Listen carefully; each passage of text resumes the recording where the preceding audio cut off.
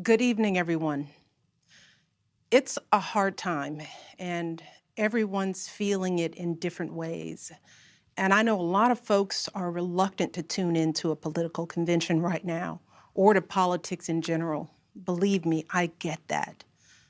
But I am here tonight because I love this country with all my heart. And it pains me to see so many people hurting. I've met so many of you. I've heard your stories. And through you, I have seen this country's promise. And thanks to so many who came before me, thanks to their toil and sweat and blood, I've been able to live that promise myself. That's the story of America. All those folks who sacrificed and overcame so much in their own times because they wanted something more, something better for their kids. There's a lot of beauty in that story. There's a lot of pain in it too. A lot of struggle and injustice and work left to do. And who we choose as our president in this election will determine whether or not we honor that struggle and chip away at that injustice and keep alive the very possibility of finishing that work. I am one of a handful of people living today who have seen firsthand the immense weight and awesome power of the presidency. And let me once again tell you this: the job is hard. It requires clear-headed judgment, a mastery of complex and competing issues, a devotion to facts and history, a moral compass, and an ability to listen, and an abiding belief that each of the 330 million lives in this country has meaning and worth.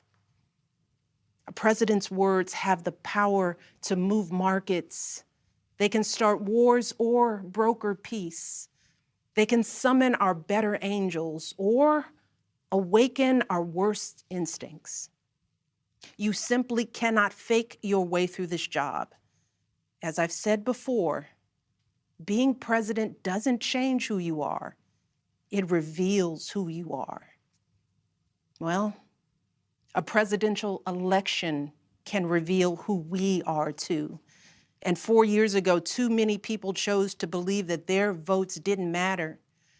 Maybe they were fed up.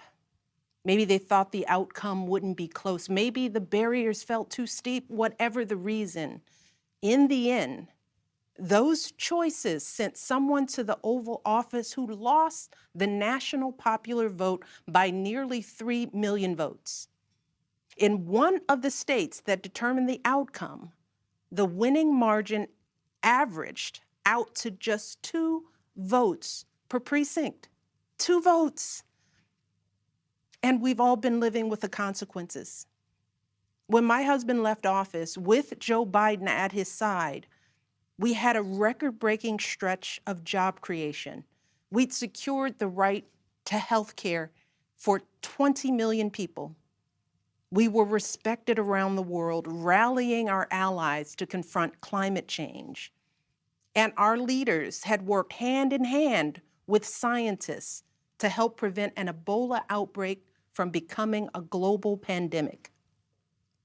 4 years later, the state of this nation is very different.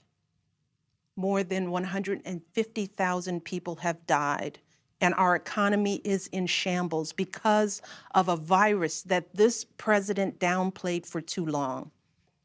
It has left millions of people jobless. Too many have lost their health care. Too many are struggling to take care of basic necessities like food and rent. Too many communities have been left in the lurch to grapple with whether and how to open our schools safely. Internationally, we've turned our back, not just on agreements forged by my husband, but on alliances championed by presidents like Reagan and Eisenhower. And here at home, as George Floyd, Breonna Taylor, and a never-ending list of innocent people of color continue to be murdered, stating the simple fact that a Black life matters is still met with derision from the nation's highest office.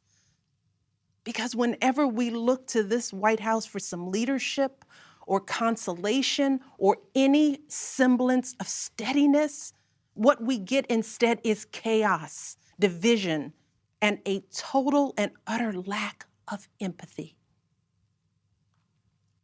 Empathy, that's something I've been thinking a lot about lately.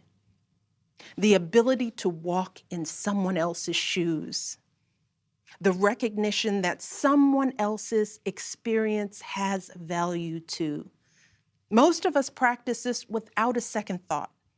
If we see someone suffering or struggling, we don't stand in judgment, we reach out.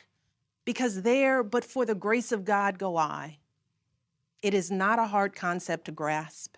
It's what we teach our children. And like so many of you, Barack and I have tried our best to instill in our girls a strong moral foundation to carry forward the values that our parents and grandparents poured into us.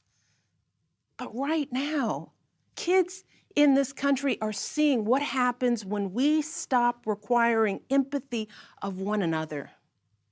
They're looking around wondering if we've been lying to them this whole time about who we are and what we truly value. They see people shouting in grocery stores, unwilling to wear a mask to keep us all safe. They see people calling the police on folks minding their own business just because of the color of their skin. They see an entitlement that says only certain people belong here, that greed is good and winning is everything, because as long as you come out on top, it doesn't matter what happens to everyone else. And they see what happens when that lack of empathy is ginned up into outright disdain. They see our leaders labeling fellow citizens enemies of the state while emboldening torch-bearing white supremacists.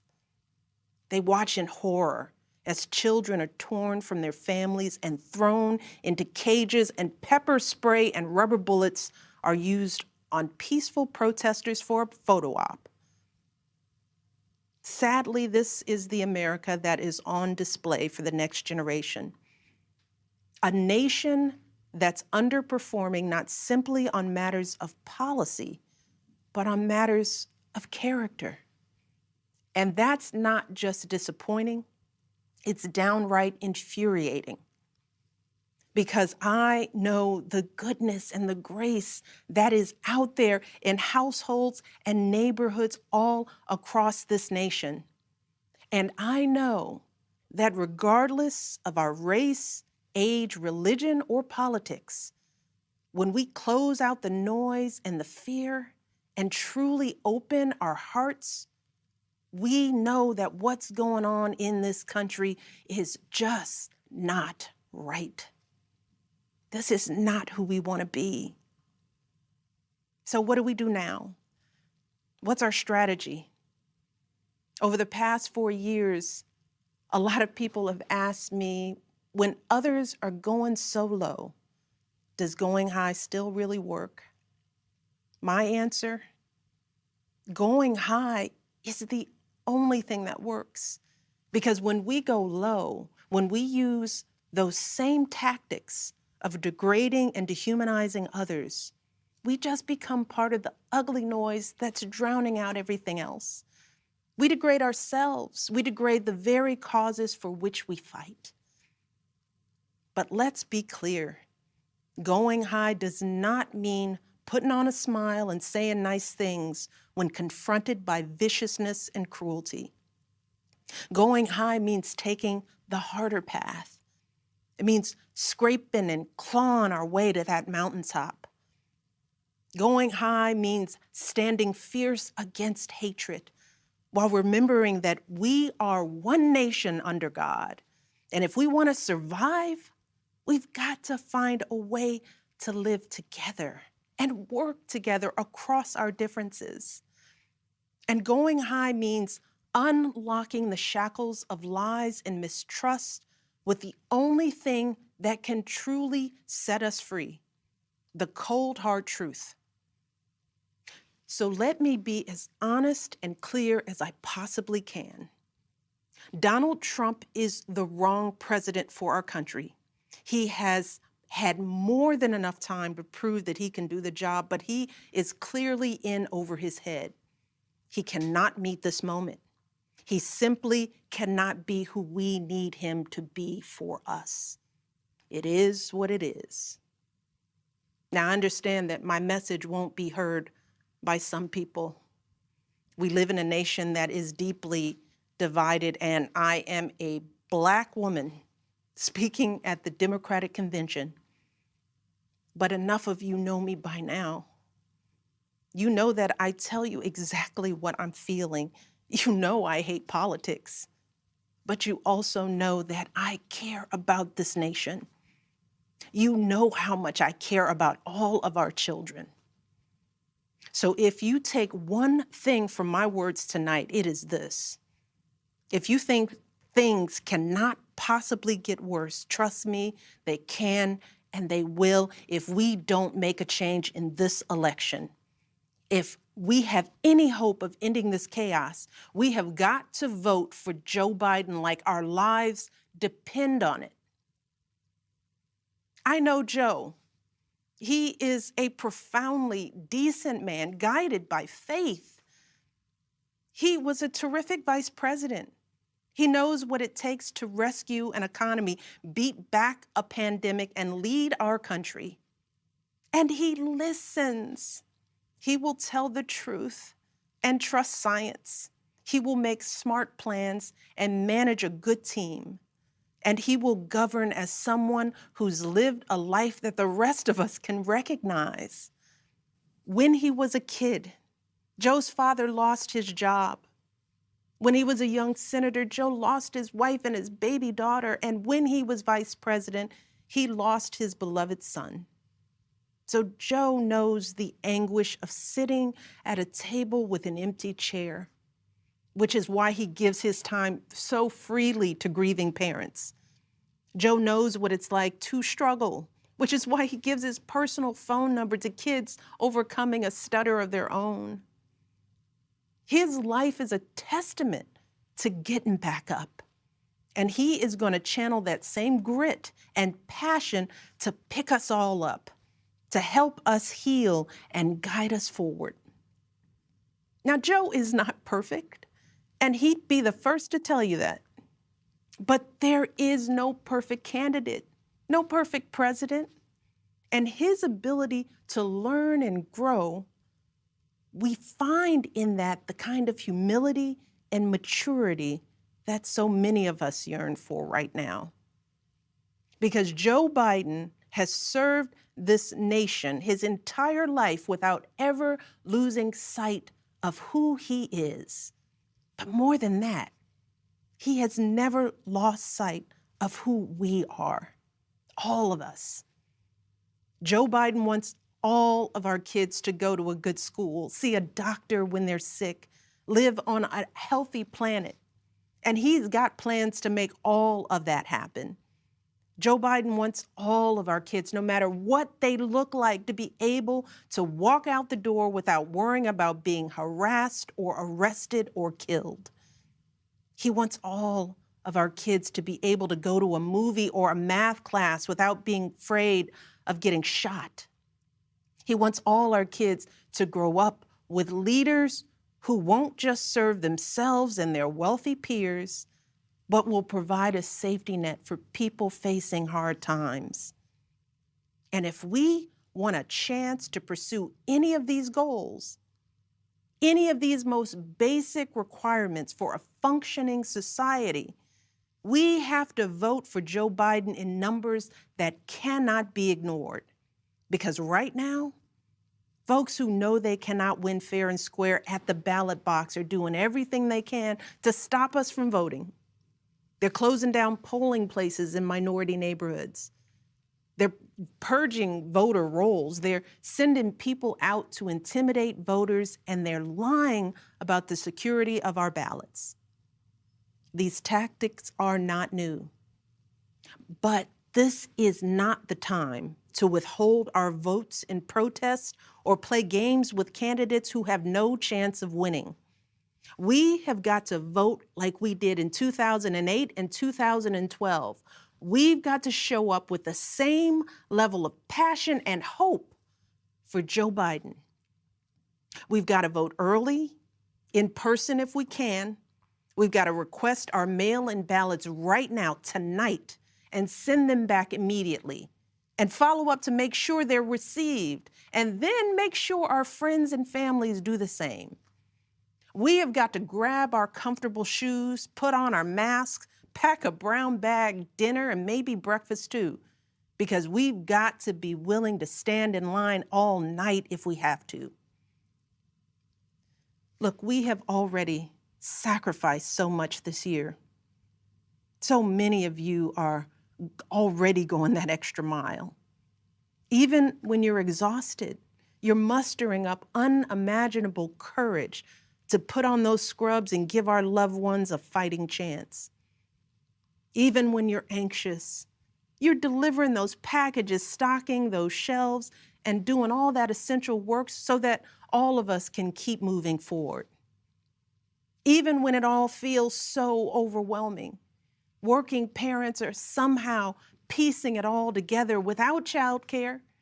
Teachers are getting creative so that our kids can still learn and grow. Our young people are desperately fighting to pursue their dreams. And when the horrors of systemic racism shook our country and our consciences, millions of Americans of every age, every background rose up to march for each other, crying out for justice and progress. This is who we still are. Compassionate, resilient, decent people whose fortunes are bound up with one another. And it is well past time for our leaders to once again reflect our truth. So it is up to us to add our voices and our votes to the chorus of history, echoing heroes like John Lewis, who said, "When you see something that is not right, you must say something. You must do something." That is the truest form of empathy. Not just feeling, but doing. Not just for ourselves or our kids, but for everyone, for all our kids. And if we want to keep the possibility of progress alive in our time, if we want to be able to look our children in the eye after this election, we have got to reassert our place in American history. And we have got to do everything we can to elect my friend Joe Biden as the next president of the United States.